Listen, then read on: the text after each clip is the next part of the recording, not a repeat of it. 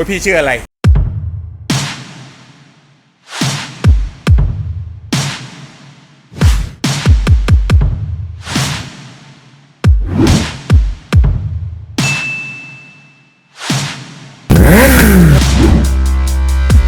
อเล็กครับพี่อเล็กนะครับผมโอเคยินดีที่ได้รู้จักครับผมยินดีครับ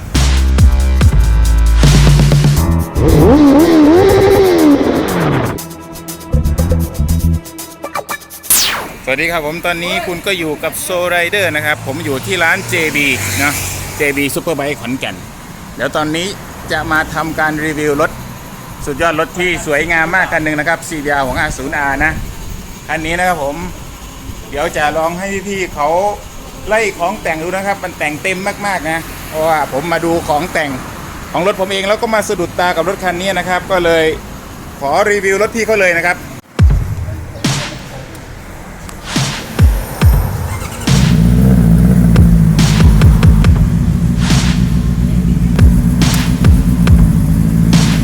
โคตรเท่ครับผม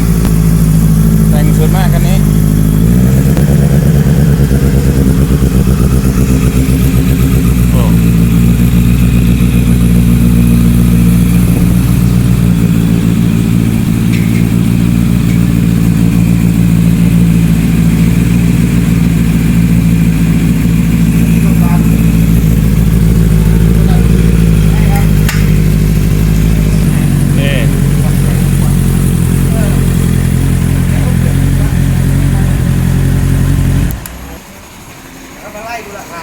ใช่ประมาณนั้นครับก็คือเผื่อมีคนสนใจพวกของแต่งราคาอะไรเงี้ยโปรครับชุดประกับคันเร่งเยอะเลยปั๊มคัดเทียบเลยครับไปเลี้ยวชิวหน้าหัวจกปั๊มล่างโอกาสล้มโอ้ เกียร์โยงกันแคร้งล่าหมดเลยครอบเฟรมครอบสวิงอาร์ แทบจะไม่มีที่ให้แต่งอีกอ่ะครับแห้งสุดมากมีกระโปรงลางใช่จำที่ร้านหมดเลยอ๋อเดินสายที่ร้านหมดเลยไม่ใช่เป็นเดินสายครับเดินสายมานี่โอ้ทำที่นี่หมดเลยครับก็คือตัดสายทุกสิ่งทุกอย่างที่นี่หมดเลยใช่อ๋อเปลี่ยนเลย อันนี้เปลี่ยนจำซิกเต๋าครับเปลี่ยนทีหลังด้วยโอ้ยพี่ชื่ออะไรอเล็กครับพี่อเล็กนะครับโอเคยินดีที่ได้รู้จักครับผมยินดีครับพี่อเล็กทำงานอยู่ที่นี่ไหมฮะมาทุกวันอ๋อมาเล่นมาเที่ยวมาช่วยงานเนาะมาคุยกับเพื่อนครับผมเยี่ยมยอดมากพี่โอเคตอนนี้เราก็อยู่กับพี่จุ้ยนะครับผมซึ่งพี่เขาจะให้ในรายละเอียดจะพูดเกี่ยวกับรายละเอียดของแต่งนะว่ามันมีอะไรบ้างนะครับเดี๋ยวเราไล่จากด้านหน้ามาเลยนะพี่เนาะโอเคมันแต่งอะไรไปบ้างพี่ปั๊มเบรกครับปั๊มเบรก19ฮะ11,500ครับโอ้โหมันก็คือตัวแบบทีเด็ดเลยนะครับผมมาดูทางนี้มือคัดเป็นของอะไรนะครับ TWM นะตัวนี้ 4,900 ครับพี่4,900นะครับผมโอ้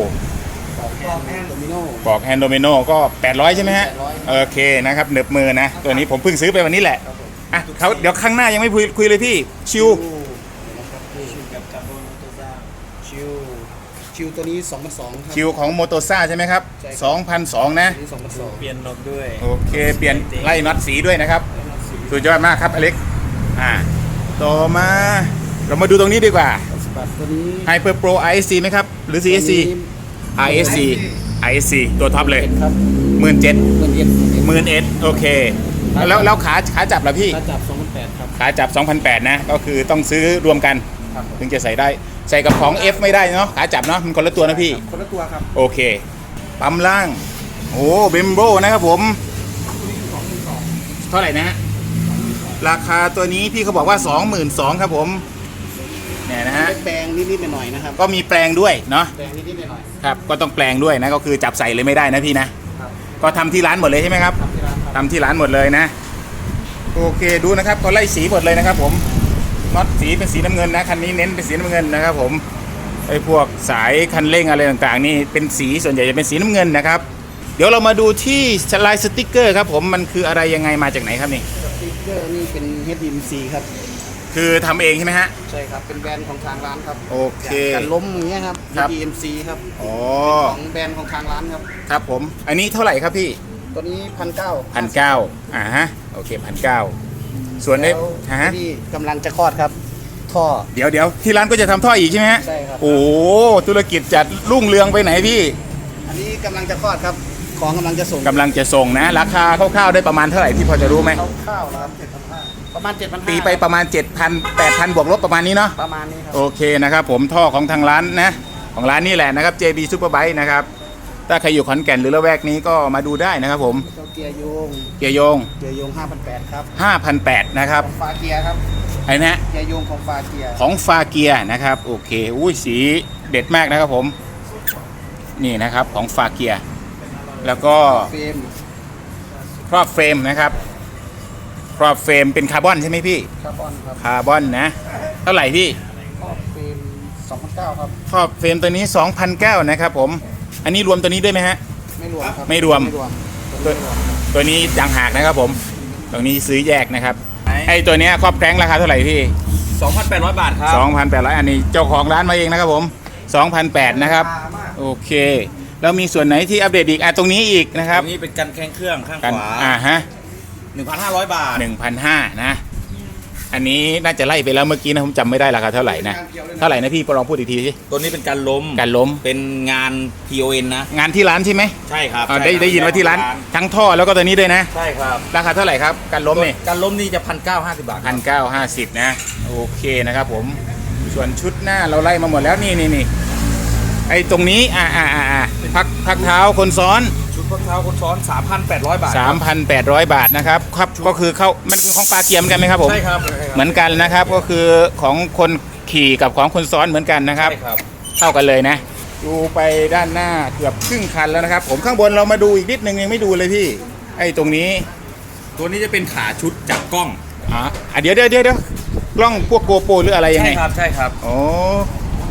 คือผมก็คิดภาพไม่ออกนะมันจับยังไงนะครับ แต่ว่า จะเป็นน็อตนี่ อ๋อนี่ไง หูน็อตใส่เลย อ๋อโอ ป เค กติ นะค เรา รับ จะใช้กาว 3M ติดที่ถัง ใช่ นะครับ พี่ใช่พี่ แต่ตัวนี้มีรูจับให้เลย อ่า เต็มประมาณนี้ อ๋อก็คือเปิดเติมน้ำมันได้เลยปกติมันจะอย่างนี้ใช่ไหมครั ครับนี่เปิดออกมาเลย พอเสียบปุ๊บแล้วมันไอตัวนี้จะพาดกับตัวนี้พอดี โอ้ มัน หมายถึ จะ ง พาดกับถังเรา หมายถึงไอ้ตัวไอ้ เติมน้ำมัน เติมน้ำมันนะครับ อ๋อโอเคถ้าราคาเท่าไหร่ลืมถามพี่ โอ้ตัวนี้เดี๋ยวจำราคา จำราคาไม่ได้ คร่าว คร่าวๆน่าจะ 2,000นะ ๆที่บวกลบได้เลยประมาณ 2,000 บวกลบนะโอเค 2,000 บวกลบก็คือเดี๋ยวมาดูราคาที่ร้านอีกทีนึงนะครับ ครับ เพราะว่ามันหลายรายการเหลือเกินนะพี่เขาจำไม่ได้นะครับผมไอ้สีตัวนี้ทำใหม่หรือว่าสีเดิมพี่ผมลืมถาม แรปครับ แรปนะครับ อ๋อเป็นงานแรปนะครับ มันไม่ใช่สีเดิมนะครับฝั่งนี้โอ้มาดูเกียร์โยงพี่ตรงนี้เป็นควิกชิปหรือเปล่าพี่ ใช่ครับ ควิกชิปของที่ไหน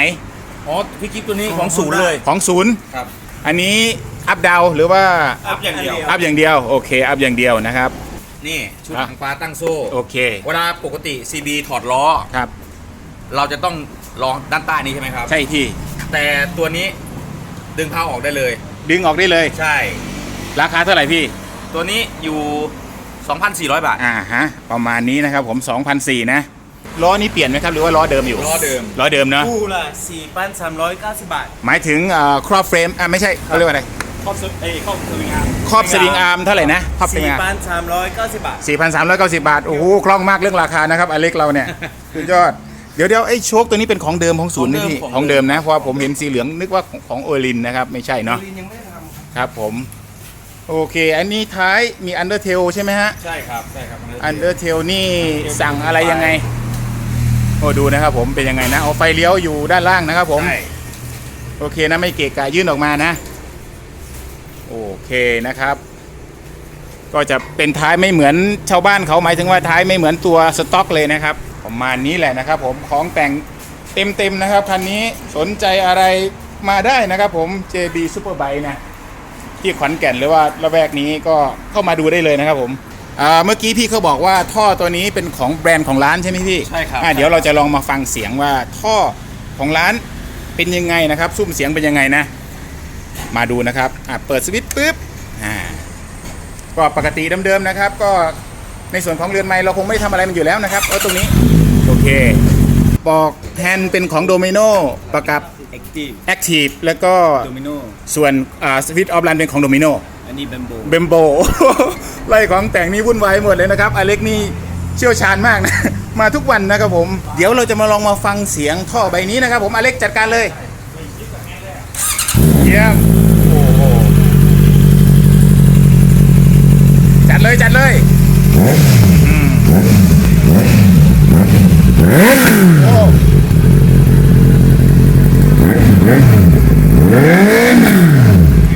โหดจัดเยี่ยมมากเยี่ยมมาก ดูรอบได้เลยครับ ดูรอบมาดูรอบนะพี่คุยบอกว่าดูรอบบ้างครับผม เห็นไหมเห็นไหม แล้วผมก็ฝั่งทางนี้มันไม่สะท้อนนะโอเคบังแสงแป๊บหนึ่งโอเคครับผมมาดูรอบโอ้โอ้ ติดมือครับ มันติดมาแบบมันไม่ได้อืดอะไรนะครับ มันรอบออกดีมากนะครับ รอบพุ่งดีมากนะที่หูกระดอนนะครับผมโอเคเยี่ยมยอดฝากอีกหนึ่งอย่างนะครับ อะไรพี่ ทางร้านเรามีเครื่องย้ำสายนะครับ หมายถึงเครื่องย้ำสายของพวก ของฮิล ฮะย้ำสายพวกต่างๆ พวกสาย สายเบรก สายเบรกอะไรต่างๆนะ ตระ ก็ กู คื ล อ เฮลกูดดิด มาตัดต่อมาทำอะไรที่นี่ได้เลย ใช่ ใช่ไหมครับ ได้เลยครับ อ๋อโอเคนะครับ เม็ดละนิ้วเท่าไหร่บอกหน่อย นิ้วละ 25 บาท นิ้วละ25นะครับ เยี่ยมยอดนะครับผมก็คือมาที่นี่แทบจะจบเลยนะครับ อยากจะแต่งรถนะ ดูนะครับผมก็มาซื้อของ2-3อย่างท้ายที่สุดผมทนไม่ได้นะครับ ต้องขอรีวิวรถคันนี้นะมันเต็มจริงๆนะครับโอเคขอบคุณมากมายนะครับสำหรับร้าน JB Superbike วันนี้นะเจอกันคลิปหน้ากับ Soul Rider นะครับอเล็กซ์บ๊ายบาย โอ้โหครับ